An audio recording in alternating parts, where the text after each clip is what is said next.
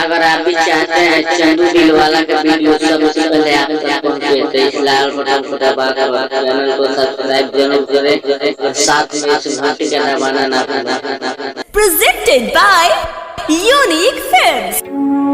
हे बाबा, अरे अपना पगली के कैसे भूला जोई बाबा। हर साल ओकरे साथे आवत रही बाबा, लेकिन हे सावन में अपना पगली के बहुत याद आवत है बाबा। कसम मिला दा हे बाबा, हे बाबा।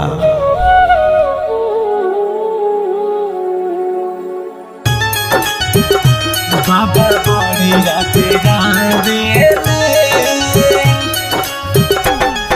Music by Gaurav Roshan।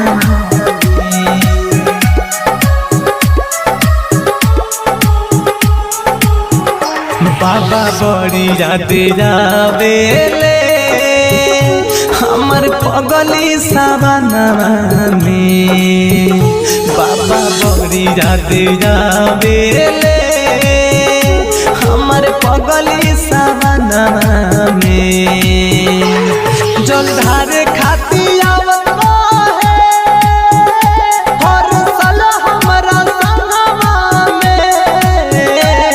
जलधार खाती आवत है हर साल हमरा संगवा में। बाबा बड़ी याद जावेले हमर पगली सावनवा में।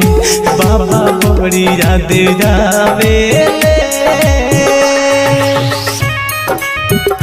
बाबा बड़ी याद जावेले हमर पगली सावनवा में। Bombay digital recording studio Chhapra. कौन रहे कसूर हमसे हो गईले दूर। आज रोवाता दिलवाई के मजबूर। हे बाबा, कौन रहे कसूर हमसे हो गईले दूर। आज रोवाता दिलवाई के मजबूर। सजा के रखले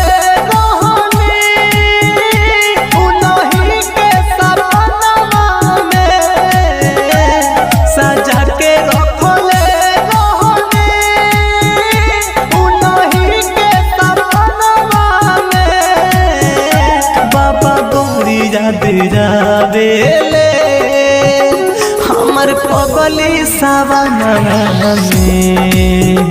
बाबा बड़ी याद जावेले,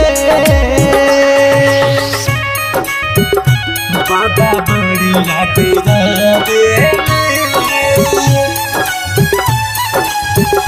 हमर पगली सावनवा में। Presented by Unique Films।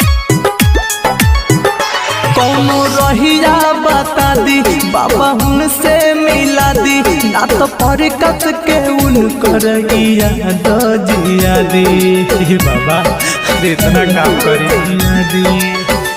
कौनो रहिया बता दी बाबा उनसे मिला दी, ना तो पर कस के उनकर याद जिया दी। घायल Meera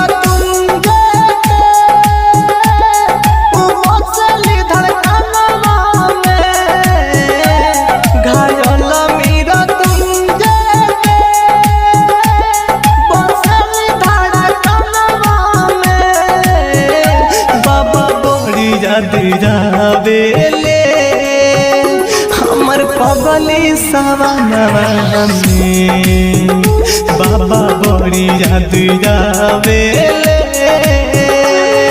Bombay digital recording studio. बाबा बड़ी याद जावेले हमर पगली सावनवा में। बाबा बड़ी याद जावेले हमर पगली सावनवा में। जलधार खाती आवत है हर साल हमरा संगवा में।